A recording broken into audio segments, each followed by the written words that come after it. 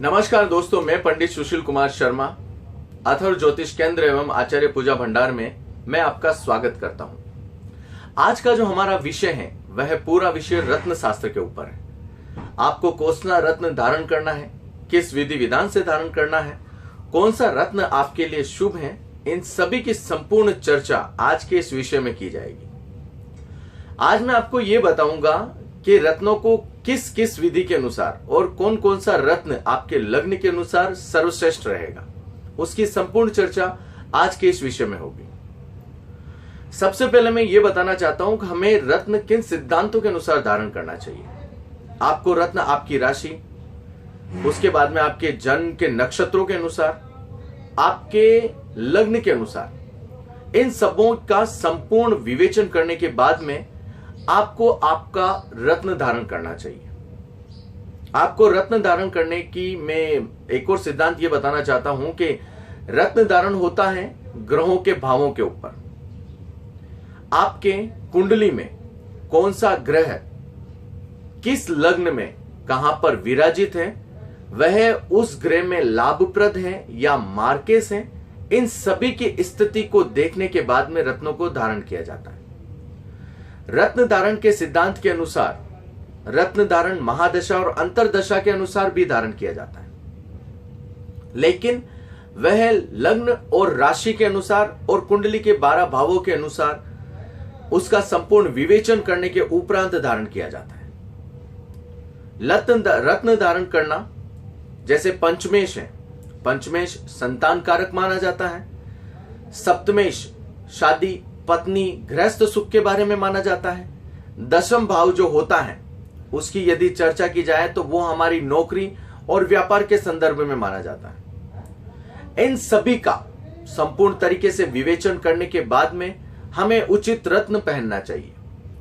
इसके बाद में मैं ये चर्चा करना चाहूंगा कि जो भी आप रत्न धारण करें उसको नियमित, जैसे जिस अंगुली में उसको धारण किया जाता है उसी के अनुसार आप उसे पहने। जैसे तर्जनी अंगुली में पुखराज पहना जाता है, मध्यमा में शनि की अंगुली कहते हैं इसे, इसमें नीलम धारण किया जाता है। इसके बाद में अनामिका, इसके बाद में कनिष्ठिका।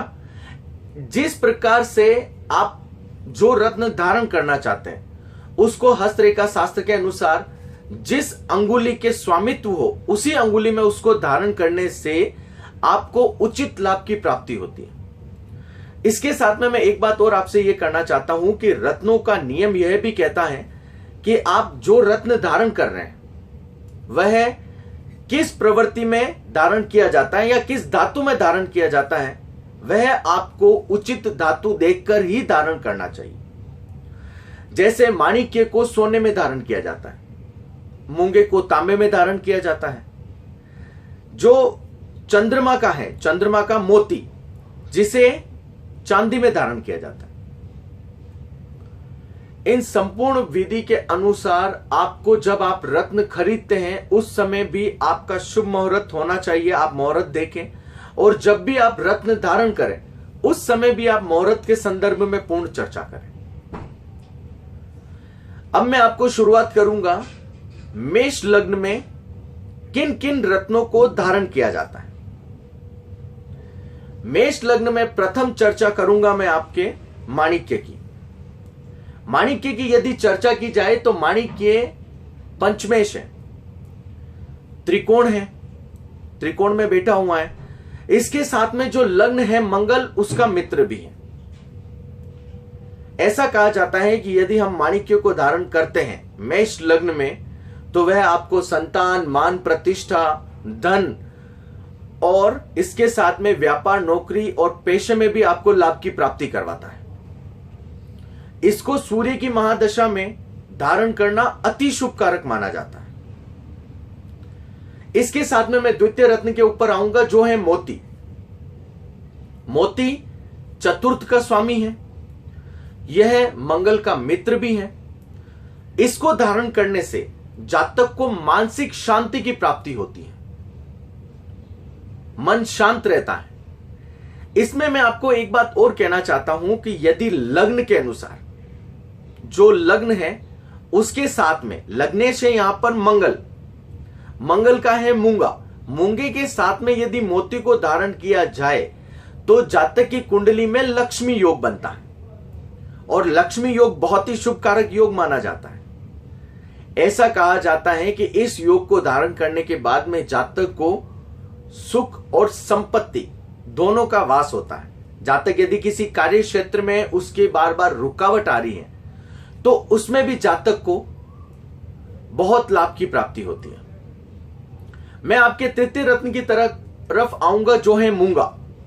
मूंगा आजीवन कारक रत्न है क्योंकि लग्नेश है और यह आयुष वृद्धि भी करता है।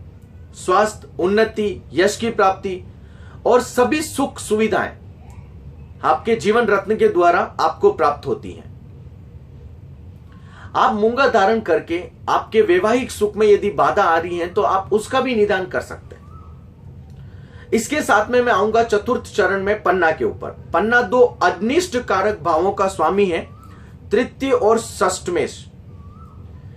पन्ना धारण यदि आप मेष लग्न में हैं और पन्ना धारण करना के इच्छुक हैं तो आप विशेष तौर से आपकी पूर्ण कुंडली का अच्छे से विवेचन करवाएं।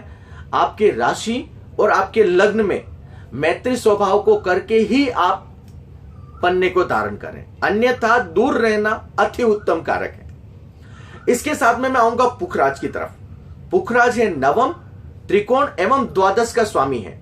यह बृहस्पति के मतलब शुभ भी माना गया है लग्नेश के लिए और इसको धारण करने से जातक को विद्या सुख में लाभ की प्राप्ति होती है। जातक आध्यात्म के क्षेत्र की तरफ बढ़ता है और इसको धारण करने से जातक के संपत्ति पक्ष में भी वृद्धि को माना गया है। बहुत ही शुभ कारक है, बृहस्पति का है, गुरु का है और पुखराज धारण करना, स्वर्ण में धारण करना अति शुभ कारक माना जाता है। इसके साथ में मैं आऊंगा हीरे की तरफ। हीरे को धारण करना यह द्वितीय और सप्तम भाव का स्वामी है। यह लग्नेश से शत्रुता रखता है।